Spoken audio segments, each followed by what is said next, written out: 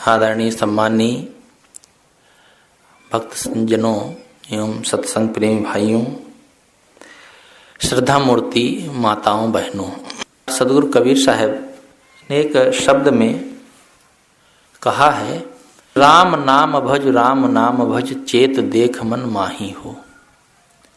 लक्ष करोड़ जोड़ धन गाड़े चलत डोलावत बाही हो। दादा बाबा औ परपाजा जिनके यह भूमि भाड़े हो। आंधर भये हियो की फूटी तिन काहे सब छाड़े हो। ई संसार असार को धंधा अंत काल कोई नाही हो। उपजत बिनसत बार न लागे ज्यों बादल की छाही हो। नाता गोता कुल कुटुंब सब इनकर कौन बड़ाई हो। कहें कबीर एक राम भजे बिन बूढ़ी सब चतुराई हो। इसमें सदगुरु कहते हैं कि राम नाम भज चेत देख मन माही हो। राम का भजन करो। राम राम रटना और राम का भजन करना, इसमें अंतर है। भजन करने में और भजन गाने में भी अंतर होता है।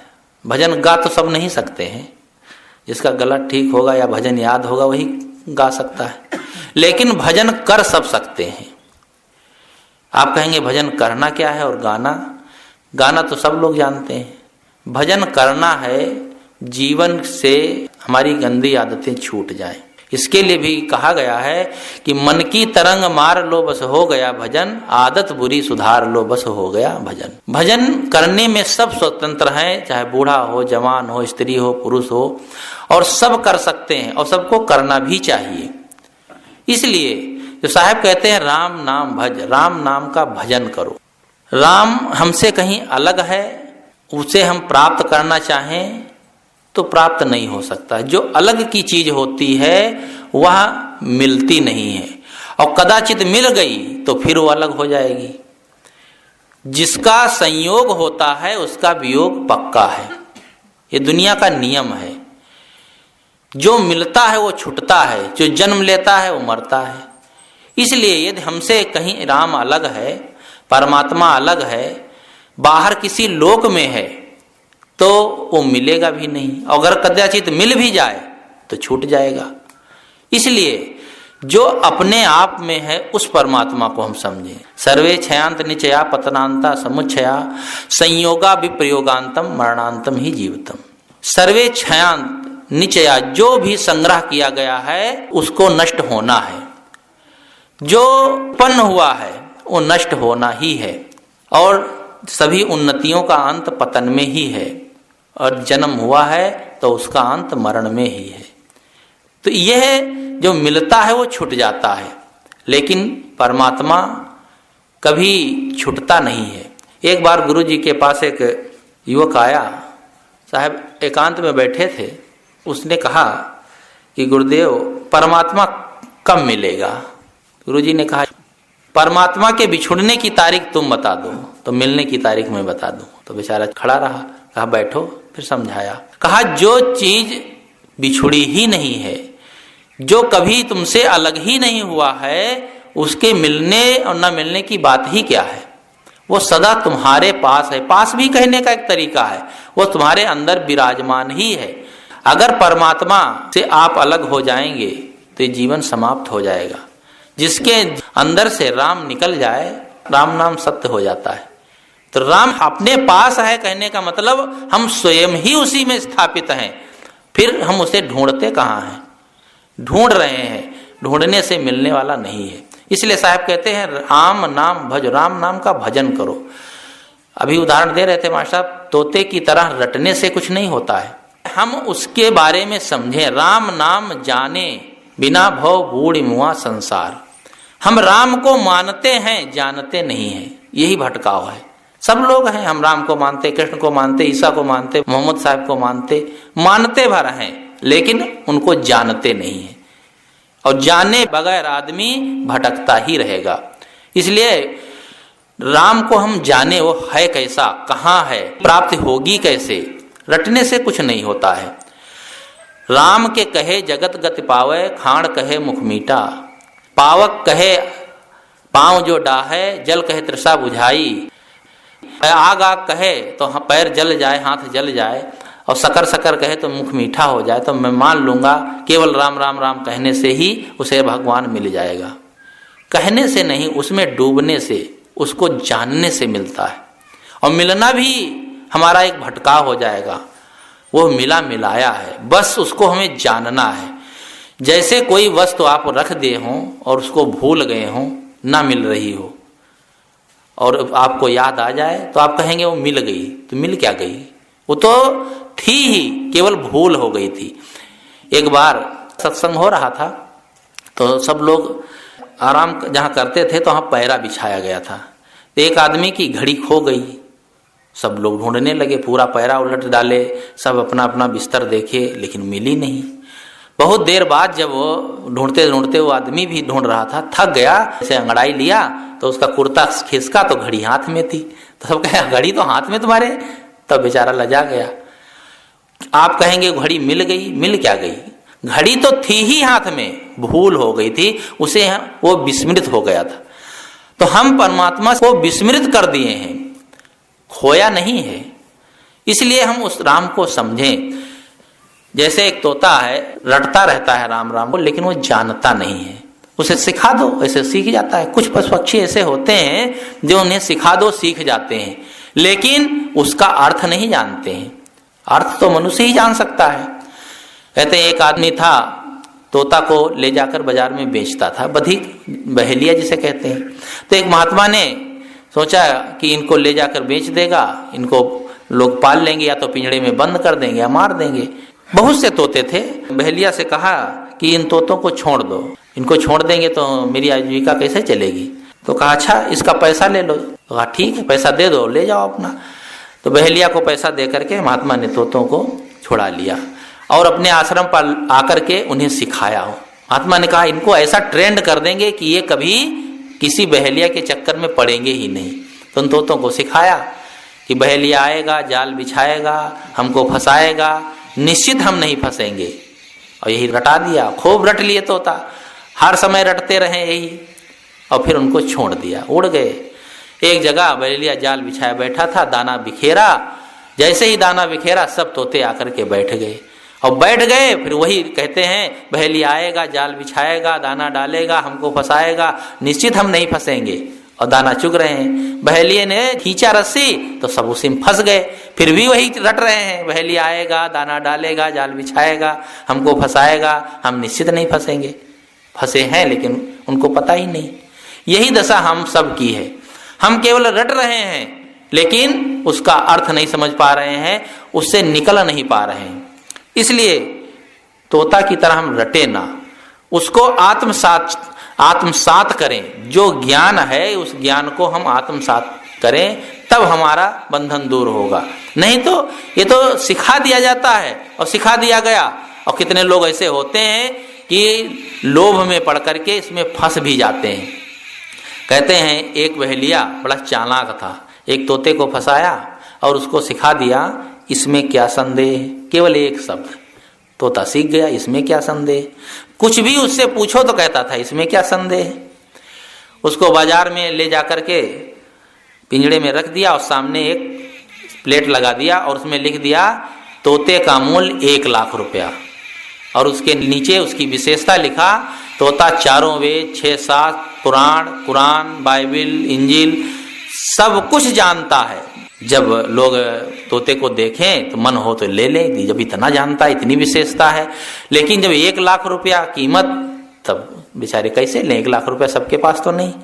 एक सेठ को पता चला कि 1 लाख रुपए का एक तोता मिल रहा है जो सब जानता है, गीता, बाइबिल और कुरान शरीफ, जितनी पुस्तकें धार्मिक हैं वो सब जानता है। सेठ गए, कहा कि तोता कितने? कहा 1 लाख रुपए का। कहा क्यों? कहा इसकी विशेषता तो पढ़ लो। जब पढ़ा तो कहा अरे इतनी विशेषता है तो 1 लाख रुपया महंगा नहीं है। नौकर से कहा लाओ 1 लाख रुपया लेके आओ, तोता खरीद लेते हैं। फिर तोता खरीद लिया, ले जा करके घर में रख दिया। अब उसकी इतनी फैल गई प्रसिद्धि कि सब लोग कहें सेठ जी के यहाँ कैसा तोता है, सब कुछ जानता है।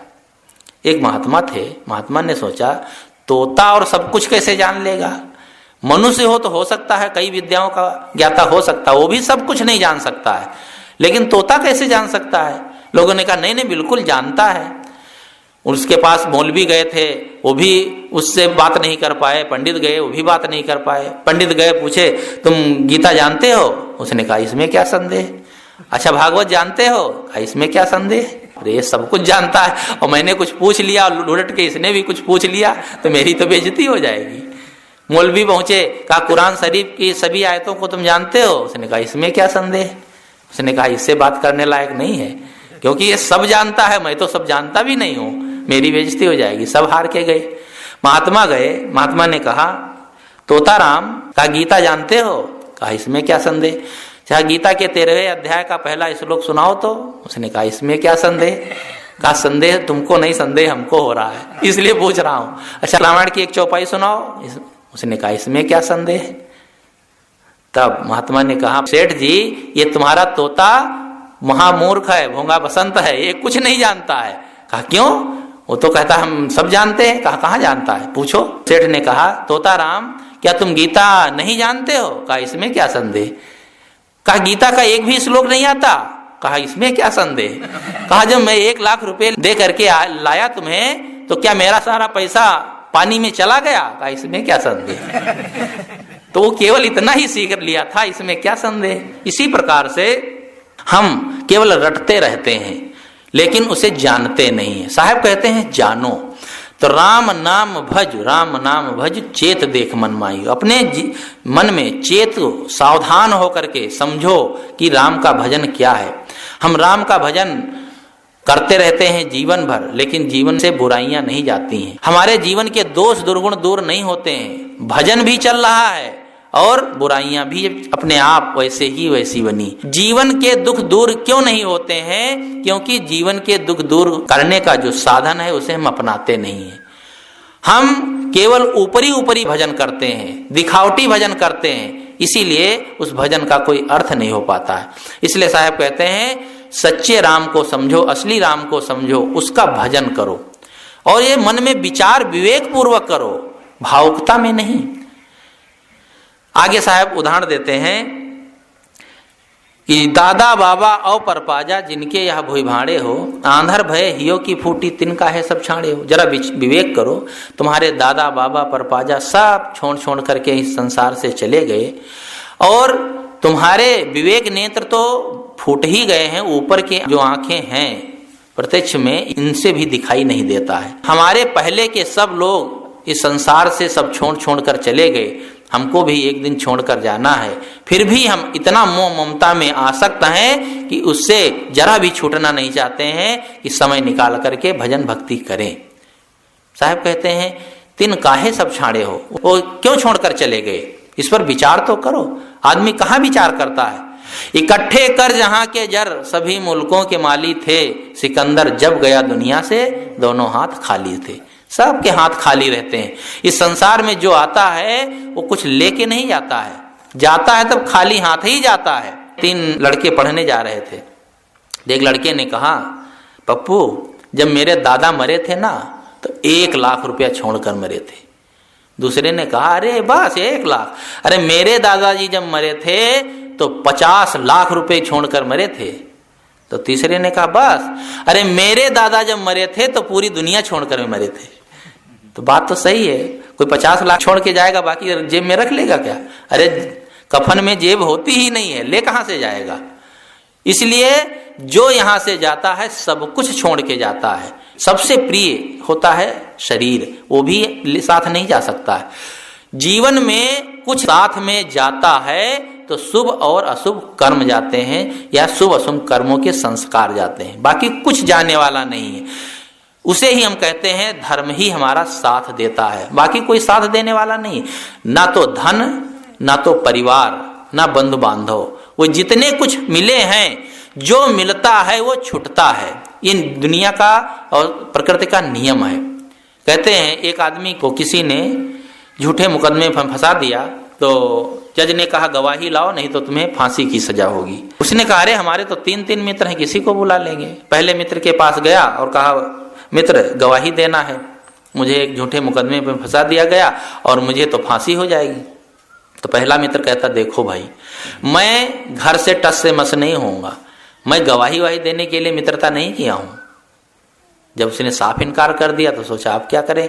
तो दूसरा मित्र जो था उसके पास जाता है और कहता मित्र गवाही देना है, मुकदमा में हमें फंसा दिया गया है। उसने कहा हाँ गवाही तो देंगे, लेकिन हम कचहरी को तक नहीं जाएंगे, कचहरी के बाहर ही रहेंगे, अंदर नहीं जा सकते। उसने कहा कचहरी के बाहर रहेंगे तो गवाही क्या जज सुनने बाहर आएगा क्या? कहा नहीं मैं बाहर ही रहूंगा, अंदर नहीं जा सकता हूं। तब उसे लगा कि ये बनेगा नहीं। एक मित्र जो तीसरा मित्र था वो जो कभी कभी मिलता था, उससे कहा कि मित्र मैं मुकदमा में फंसा दिया गया हूं, आपको गवाही देना होगा। उस मित्र ने कहा अरे तुमने अभी तक बताया नहीं, मैं तुरंत चलता हूं, अभी गवाही दे करके तुम्हें छुड़ाता हूं। एक उदाहरण है। इसी प्रकार से हमारे जीवन में भी 3 मित्र हैं। पहला है धन, दूसरा है परिवार और तीसरा है धर्म। धन तो कहता है हम तिजोरी में ही रहेंगे, तिजोरी से टस से मस नहीं होंगे। आपका शरीर छूटता है तो क्या धन आपके साथ में चल देता है? नहीं चलता है, एक कदम भी बाहर नहीं जाता है। और परिवार कहां तक जाता है? शमशान तक। कचहरी के बाहर यमराज के पास नहीं जाता है। जहां कर्मों के संस्कार आपको ले जाते हैं वहां अकेले ही जाना पड़ता है, वो यहीं साथ छोड़ देता है शमशान तक। तीसरा जो मित्र धर्म है, शुभ संस्कार हैं, वे कहते हैं कि जहां तुम चलोगे वहां मैं चलने को तैयार हूं। तुम्हें यदि फांसी होने वाली है तो उससे भी बचा लूंगा, यानी तुम्हें यदि नरक होने वाला है तो उससे भी शुभ कर्म बचा लेते हैं। स्वर्ग में ले जाने वाले कौन से कर्म हैं? शुभ कर्म ही है। इसलिए वो धर्म ही सच्चा हमारा साथी है। तो मैं कह रहा था कि साहब कहते हैं सब संसार में आए और छोड़ छोड़ करके चले जा रहे हैं। कौन किसके साथ जाता है? जब शरीर छूट जाता है तब इसे कोई रखना नहीं चाहता है। प्रियतन देख भयावन लागी परी निरादर ठामा, प्रेमी राख निकट नहीं सकते गाड़त जाए धरामा। या तो शरीर को गाड़ देंगे, या अग्नि में जला देंगे, या प्रवाहित कर देंगे। शरीर की 4 गतियां होती हैं। आग में जला दिया जाता है, या तो जमीन में गाड़ दिया जाता है, या पानी में प्रवाहित कर दिया जाता है। 3 गतियां तो होती हैं। और एक चौथी होती जो वे ऊंचे टीले पर रख देते हैं और चील गवे खा जाते हैं। एक उनकी परंपरा ये भी है कि संसार से शरीर छूटने के बाद फिर कोई इसको कोई रखेगा नहीं, कोई पसंद नहीं करता। जब शरीर छूटता है तो कहते भैया मिट्टी पड़ी है। कोई नहीं कहता दादा हैं या पिताजी हैं, गुरुजी हैं, मिट्टी है।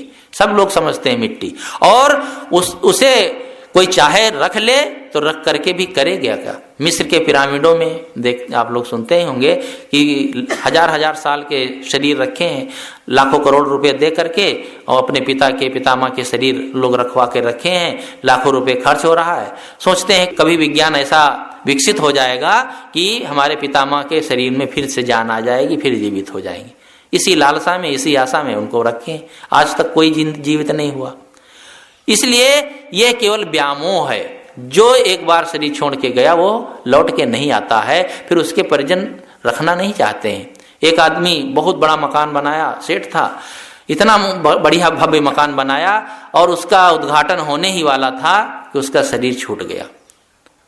शरीर ले करके आए गाड़ी में अस्पताल से, तो लोगों ने कहा कि 1 दिन कम से कम इस मकान में इनके शरीर को रख दो। लड़कों ने कहा अरे ऊपर कहाँ ले जाएंगे, मकान पूरा पवित्र हो जाएगा, गैरेज में रख देते हैं, सवेरे तो ले जाना ही शमशान। 1 दिन के लिए भी उसके शरीर को उस घर में रखना नहीं चाहते।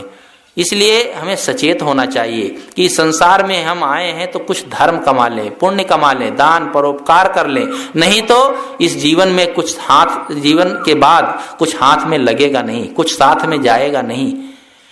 आदमी जीवन भर बेभान रहता है, अंतिम समय में याद आती है आप भजन भक्ति करें। जब आदमी के वश में कुछ रह नहीं जाता है, न तो धन वश में रहता है, न शरीर वश में रहता है, न परिवार के लोग काम करते हैं, तब वो सोचता अब करें भजन भक्ति। तब क्या होता है? तब तो अंतिम समय में कुछ भी नहीं बनता है। सारे काम जवानी में और भजन भक्ति बुढ़ापा में। ये आदमी का व्यामोह, यह आदमी की बहुत बड़ी भूल है। और ये करना चाहिए जब से चेते तब से सही। कहाँ कबीर जान दे वही। जब तक हम नहीं समझ पाए थे, लेकिन जब हमारे समझ में आ जाए तब से इस कार्य में हमें लग जाना चाहिए। नहीं तो परिवार के लोग तो सब लेते ही हैं। एक आदमी था महाकंजूस, कभी कुछ दान पुण्य परोपकार नहीं किया। अंतिम समय आ गया तो उनके मित्रों ने कहा अरे भैया कम से कम अंतिम में ही कुछ दान पुण्य कर लो, थोड़ा शुभ संस्कार बना के जाओ, नहीं खाली हाथ जाना होगा। न कभी भजन किया, न भक्ति किया, कुछ किया ही नहीं, तो कैसे तुम्हारे अच्छे संस्कार बनेंगे। मुंह से तो बोल नहीं पाता था। उसने इशारा किया अपने लड़कों से कि कुछ ले आओ, पैसा कौड़ी हम दान कर दें। तो जब वो हाथ उठाकर इशारा किया, मित्रों ने कहा कि तुम्हारे पिताजी क्या कह रहे हैं। दरअसल दीवार में तहखाना था, उसमें रखा था पैसा, तो इशारा कर रहा था कि वहां से निकाल लाओ। तो लड़कों ने कहा अब क्या कह रहे हैं। वो कह रहे हैं कि जो पैसा था इन सब मकान दीवार बनाने में लगा दिया है, अब मेरे पास कुछ नहीं है, इसलिए उंगली उठा करके बता रहे हैं। तो बेचारा बोल तो नहीं पाता था, रोने लगा कि देखो लड़के जानते हैं इसमें पैसा रखा है लेकिन वो देना नहीं चाहते हैं। तो कहा पिताजी रो क्यों रहे हैं। कहा इसमें कौन सी बड़ी बात है, अरे उनका शरीर छूट रहा है, परिवार छूट रहा है, मोह ममता में रो रहे हैं। और वो बेचारे रो रहे थे कि अंतिम में मेरे द्वारा एक पैसा ये बच्चे दान नहीं करा रहे हैं। तो अंत में कोई किसी का साथी नहीं रहता है और कुछ हम कर भी नहीं सकते हैं, सब यहीं का यहीं छूट जाएगा। आदमी चाहे जितना धन कमा ले, जितना व्यामोह कर ले, क्या सदा उसके साथ वो बना रहता है।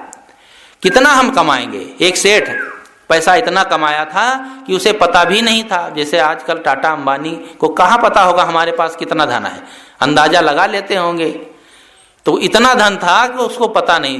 तो मुनीम से पूछा कि ये बताओ कि मेरे पास कितना धन है और बिना कुछ काम धाम किए मेरी कितनी पीढ़ियां आराम से बैठे बैठे खा सकती हैं। मुनीम ने कहा 1 सप्ताह बाद बताऊंगा। 1 सप्ताह में हिसाब किताब लगा करके आया और कहा सेठ जी आपके पास इतना धन है कि आपकी 35 पीढ़ियां यदि कुछ ना करें, बैठे बैठे खाएं तो भी खा पी सकती हैं। सेठ ने जैसे सुना बेहोश हो गया, गिर गया, पानी छिड़का गया। कहा सेठ जी आप बेहोश क्यों हो गए। कहा ये बताओ मेरी 36वीं पीढ़ी क्या खाएगी। अब 35 पीढ़ी तक व्यवस्था है, अब 36वीं की भी चिंता उसको है। लगता है कि जितनी पीढ़ियां होंगी सब लुंज पुंज होंगी, उनके हाथ पैर नहीं होंगे, वो कमा नहीं पाएंगे। आदमी का कितना व्यामोह। पूत कपूत तो का धन संचय, अपूत सपूत तो का धन संचय। पुत्र को पुत्र है तो धन इकट्ठा करोगे तो शराब कबाब में गंवा देगा, बेकार में खो देगा। और यदि सुपुत्र है तो खुद कमा लेगा, खुद अपनी मेहनत से उन्नति कर लेगा। इसलिए संग्रह करने की जरूरत नहीं है। साहब कहते हैं दादा बाबा ओ परपाजा जिनके यहाँ भूमि भाड़े हो, आंधर भय हियो की छूटी तिन काहे सब छाड़े हो। सब ये सब छोड़ छोड़ के क्यों जा रहे हैं। हमारे पास धन है तो उसका सदुपयोग करें, अपने जीवन में निर्वाह में लगाएं, परिवार का निर्वाह करें, उससे जो बचे उसको सद्मार्ग में लगाएं, धर्म परोपकार में लगाएं, दीन दुखियों की सेवा में लगाएं। कहीं सामाजिक कार्य हो रहा है, अस्पताल बन रहा है, स्कूल बन रहा, वहां पर कुछ करें। हमको चाहिए कहीं ना कहीं अपने धन को लगाएं, नहीं तो धन की 4 गतियां होती हैं, सब लोग जानते हैं। चोर ले जाएगा कि राजा टैक्स में ले जाएगा, आग में जल जाएगा, विनाश हो जाएगा। कुल मिलाकर के उसको नष्ट ही होना है यदि हम उस धन का सदुपयोग नहीं किए। लेकिन आदमी इतना कंजूस होता है कि कौड़ी कौड़ी जोड़ कर रखता है, चमड़ी चली जाए लेकिन दमड़ी जाने ना पाए। और ऐसे आदमी का इस संसार में भला नहीं हो सकता है।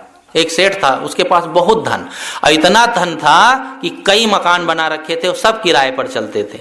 उसके कोई पुत्र नहीं था, संतान कोई थी नहीं। सेठ और सेठानी 2 ही लोग, लेकिन व्यामोह धन कमाने का, खूब बड़ा मकान बनाया, खूब किराया आता था। एक बार एक महात्मा घूमते घामते पहुंच गए, सेठ से कहा सेठ जी 1 महीना तुम्हारे यहाँ रहना चाहता हूँ, बरसात का महीना है, कहाँ जाएं। सेठ ने कहा बिल्कुल, अमुक नंबर का कमरा खाली है, ले जाओ ये चाबी और जाओ, उसमें रह सकते हो 1 महीना, तो क्या 2 महीना रहो। महात्मा जी गए और 1 महीना तक कमरे में रहकर भजन वजन करते रहे। जब 1 महीना बीता तो लाकर चाबी सेठ को पकड़ाए और कहा सेठ जी ये चाबी पकड़िए और मैं चलता हूँ। सेठ जी ने कहा किराया। कहा किराया? हाँ। कहा 10 रुपये किराया दीजिए ना। कहा 10 रुपये किराया? कहा हाँ। अरे भाई मैं फ्री में थोड़े रखा हूँ। महात्मा ने कहा मैं तो समझता था कोई साधु महात्मा को भी 1 महीना नहीं रखेंगे। कहा ये सब नहीं चलता है, हम साधु महात्मा कुछ नहीं मानते जानते। अगर ऐसे माने तो हम ऐसे सेठ नहीं बनते, एक एक पैसा इकट्ठा करके सेठ बना जाता है, किराया देना पड़ेगा। महात्मा ने कहा मेरे पास किराया तो है नहीं। अरे कहीं भक्तों के यहाँ गया भी नहीं, कहाँ से आएगा, कोई खेती बाड़ी तो है नहीं, किराया नहीं है, कहाँ से दूं। कहा नहीं किराया तो देना पड़ेगा, ऐसे मैं नहीं छोड़ सकता हूँ। महात्मा ने सोचा ये बड़ा जड़ जीव से पाला पड़ा है, कोई उपाय करना पड़ेगा। उन्होंने अपनी झोली से एक सुई निकाली। कहा ये सुई रखो सेठ जी। कहा अरे 1 पैसे की सुई मैं क्या करूंगा। कहा ये सुई बड़े काम की चीज है। कहा क्या? कहा देखो जब तुम और सेठानी मरना तो मरोगे तो निश्चित है स्वर्ग में शायद ही प्रवेश मिलेगा। अगर मर करके तुम इस सुई को साथ में लाओगे और मैं जहां स्वर्ग और नरक के फाटक होंगे वहीं बैठा मिलूंगा, और तुम्हारा दाखिला नरक में होगा तो भी मैं कोशिश करा के स्वर्ग में दाखिल करा दूंगा। सेठ ने सोचा, रे बहुत अच्छी बात, अरे 10 रुपए के किराए में स्वर्ग का टिकट मिले, कौन नहीं लेने को तैयार होगा। महाराज बहुत कृपा आपकी, आप मुझे सुई दे दीजिए और आप पधारिए। महात्मा ने अपना बोरिया बिस्तर उठाया, चल दिए, सुई लिए और सेठ मारे खुशी में घर गए और सेठानी से कहे, सेठानी आज बहुत अच्छा किराया मिला। कहा क्या मिला? कहा ये सुई मिली। अरे सुई तो 1 रुपए की भी नहीं होगी। अरे कहा सुई की कीमत नहीं है, इसकी विशेषता ये है कि जब हम दोनों मरेंगे तो इस सुई को साथ ले चलेंगे। और वो जो महात्मा रहे थे ना अमुक नंबर के कमरे में, उन्होंने कहा है कि स्वर्ग और नरक के जो फाटक होंगे वहीं बीच में हम बैठे मिलेंगे। सुई आप दिखाएंगे, मैं समझ लूंगा वही सेठ का जीव है, बस तुम्हें स्वर्ग में दाखिल करा देंगे। सेठानी ने कहा, तुम रहे मूर्ख के मूर्ख, भले ही सेठ हो गए। कहा क्यों? अरे कहा, भले मानुस, जब हम मरेंगे तुम मरोगे, हमारा शरीर यहीं रह जाएगा, हम लोगों के हाथ यहीं रह जाएंगे, ये सुई लेकर कैसे चलेंगे? सेठ ने कहा, हाँ ये तो मैं सोच ही नहीं पाया, लगता है ये महात्मा नहीं कोई ठग है। दौड़े, महाराज जी आप कहाँ जा रहे हैं? रुको। कहा, तुम मुझे ठगे जा रहे हो? अरे जब मैं मर जाऊंगा, मेरी सेठानी मर जाएगी, दोनों का शरीर यहीं रह जाएगा, हाथ भी यहीं रह जाएंगे, तो सुई ले कैसे जाएंगे? महात्मा ने कहा, तब भी तुम्हारी आंखें नहीं खुल रही, एक सुई भी नहीं ले जा पाओगे और करोड़ों की संपत्ति ले जा पाओगे, 10 रुपए के लिए परेशान कर रहे हो। तब सेठ की आंखें खुल गई कि महात्मा मुझे समझाने के लिए कह रहे थे। उन्होंने बस उसी दिन से अपना पूरा मकान धर्मशाला घोषित कर दिया और कह दिया कि इसमें जो भी रहे फ्री में रहे, मुझे अब नहीं चाहिए, जो धन है वही मेरे लिए बहुत है। तो आदमी की आंखें जब तक नहीं खुलती हैं तब तक भटकता रहता है। साहब कहते हैं, दादा बाबा औ परपाजा जिनके यह भूमि भाड़े हो, आंधर भय हियो की छूट फूटी तिन काहे सब छाड़े हो। ई संसार असार को धंधा अंत काल कोई नाही हो, उपजत बिनसत बार न लागे जो बादर की छाही। ये सोचना चाहिए कि जो संसार का धंधा है ये बेकार है। आप कहेंगे हम कमाते हैं, रुपया कमाते, पैसा कमाते, नौकरी मजदूरी करते हैं, व्यापार करते हैं, तो ये असार क्या है? भाई जीवन निर्वाह के लिए सब करना पड़ेगा। जीवन निर्वाह के लिए जो धंधा करते वो असार नहीं है। जो इस संसार में हम अपने मन को चिपका रखे हैं यही धंधा असार का है। इसलिए साहब कहते हैं, दादा बाबा ओ परपाजा जिनके या बुई भाड़े हो, आंधर भय हियो की फूटी तिन काहे सब छाड़े हो। नाता गोता कुल कुटुंब सब इनकर कौन बड़ाई हो। इस संसार में इनकी कौन सी बड़ाई है? आदमी अहंकार में जीता है। जब आदमी के पास धन हो जाता है तो वो जमीन पर पैर नहीं रखता है, कहीं ऊंचे पद पर पहुंच जाता है तो वो जमीन पर पैर नहीं रखता है। अहंकार जब आदमी के आ जाता है तो निश्चित है उसके जीवन का पतन शुरू हो जाता है। क्योंकि धन, पद, रूप, विद्या, यश जो कुछ हमें मिलता है वह एक दिन छूटने वाला है। ये रूप कब तक रहेगा? माना कि तुम रूपवान हो, लाखों में एक मनोहर हो, परंतु रूप का कौन भरोसा, जो रूप स्वयं ही नश्वर है। ये स्वयं नश्वर रूप है। एक बार बीमारी आ जाए तो सारा रूप खराब हो जाता है। सुंदर से सुंदर आदमी ऐसा कुरूप दिखने लगता है। हाथी के समान ताकत वाले वे भी एक दिन निस्तेज हो जाते हैं। गामा पहलवान कहते हैं कि 2 कारों को पकड़ लेता था तो मजाल है कारें आगे बढ़ जाएं, लेकिन जब वही शिथिल हुआ, लकवा उसे मार गया तो अपना दाहिना हाथ बाएं हाथ से उठा नहीं पाता था, पड़ा रहता था। ऐसी ये घटनाएं नहीं है, जीवन में सबके आती हैं। हमें जो अहंकार होता है, धन बल का, पद का, ये अहंकार एक दिन छूट जाएगा। सदा अहंकार नहीं रहता है। रावण ने अहंकार किया था कि मैं टूट सकता हूं लेकिन झुक नहीं सकता हूं। उसका अहंकार कहाँ चला गया? 1 लख पूत 1.25 लाख नाती और ता रावण घर दिया न बाती। चाहे जो जितना अहंकार कर ले, एक दिन उसका अहंकार चूर चूर होना ही है। सदैव अहंकार किसी का बना ही नहीं रहता है। इसलिए हमारे जीवन में विनम्रता होनी चाहिए। लघुता सबसे भली लघुता से सब होय, जस दुतिया को चंद्रमा शीश नवे सब कोय। विनम्रता सबसे अच्छी चीज है। विनम्रता ऐसी चीज है कि उसको सब सिर झुकाते हैं। जिस पेड़ में फल अधिक लग जाते हैं वो पेड़ झुक जाते हैं। झुकना ही बड़प्पन का मापदंड होता है। इसलिए हमारे मन में, हमारे जीवन में विनम्रता होनी चाहिए, लघुता होनी चाहिए। आदमी अहंकार में ऐसा उतावला हो जाता है कि किसी को समझता ही नहीं है, अपने आगे किसी को गिनता ही नहीं है। लेकिन जब शेर को सवा शेर मिल जाता है तब उसे पता चल जाता है। एक दरोगा जी थे, तो उनकी आदत थी कि सबको परेशान करना, बात बात में गाली देना, तुतकारना, फटकारना, बहुत परेशान करते थे। कोई अपराधी है तो और नहीं अपराधी है तो सबको डांटते फटकारते रहते थे। एक बार एक निरीक्षक आने वाले थे, एसपी साहब, तो उनके साथियों ने कहा, दरोगा साहब आप हर समय गाली वाली दिया करते हैं, ध्यान रखना जब निरीक्षक साहब आएंगे, एसपी साहब किसी को गाली न देना। अरे बिल्कुल तुम सही कहो, मैं किसी साले को गाली नहीं दूंगा। कुछ भी बोलते थे तो बिना गाली के बोलते ही नहीं थे, सबको डांटे, सबको परेशान करें, निरपराध लोगों को फंसा देते थे, जेल में बंद कर दें, पैसा ले लें, ऐंठ लें, सब लोग परेशान थे। दो लड़कों ने सोचा, जरा बुद्धिमान लड़के थे, आजकल के तो बच्चे बड़े बुद्धिमान होते, छोटे छोटे बच्चों में भी तीव्र बुद्धि होती। जो जनरेशन पहले 15-20 साल में समझदारी रखता था, आज वही 2-3 साल के बच्चे जानते। 4 साल का हुआ तो पूरा कंप्यूटर खोल के बना देगा। बूढ़े बूढ़े जानते ही नहीं है कहाँ लगाना, कहते हैं मामा के घर में मोबाइल लगा दो, तो लड़का लगाता है, क्योंकि तीव्र बुद्धि है। जिस समय जो जन्म लेता है उसी माहौल में वो ढल जाता है। वैसे भी बुद्धि तेज होती है। एक आश्रम पर थे हम लोग, तो एक बूढ़े बाबा पोता को अपने लेके आए और 2-3 दिन रहे वहाँ। बड़ा तेज बुद्धि का था, 4-5 साल का रहा था। महात्माओं के पास बैठे, कहा गुरुजी क्वेश्चन करिए, मैं आंसर दूंगा। इंग्लिश में खूब बात करता था। तो एक दिन बाबा जी बैठे थे, बाबा जी ने कहा कि बेटा देखो, साधु होने में कितना आनंद है।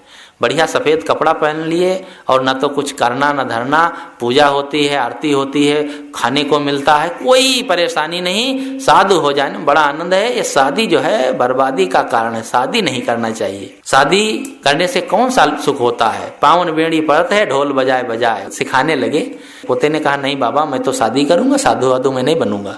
अरे कहा शादी करने में कोई लाभ नहीं है, साधु बन जाओ अच्छा है। बाबा ने कहा देखो, मैंने भी इसीलिए शादी नहीं की, इसी झंझट के कारण। पोता कहता है बाबा जी आपने शादी नहीं की तो पापा जी कहाँ से आ गए?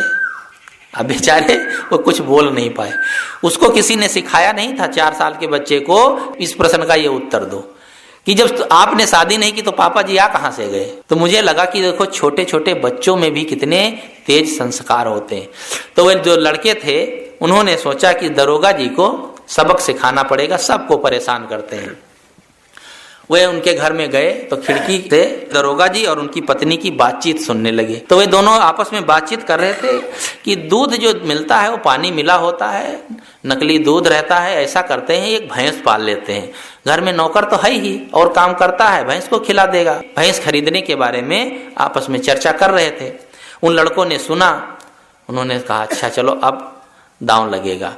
वही जब दरोगा जी चले गए तो पीछे से लड़के आए, उसकी पत्नी से कहा ऐसा है दरोगा साहब ने 10,000 रुपये मांगे हैं, एक भैंस लेना है।